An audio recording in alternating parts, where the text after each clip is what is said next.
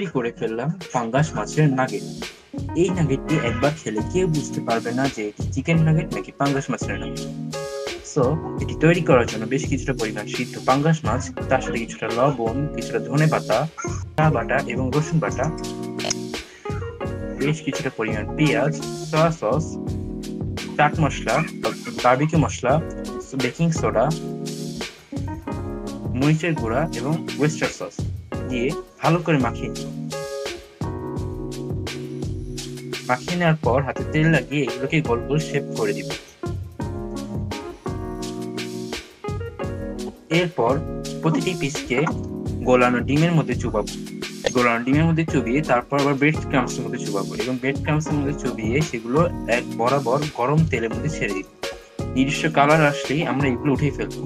এভাবে করে প্রত্যেকটি নাগেট ভেজে ফেলবো। ভাজার পর দেখুন কতটা ক্রিস্পি হয়েছে।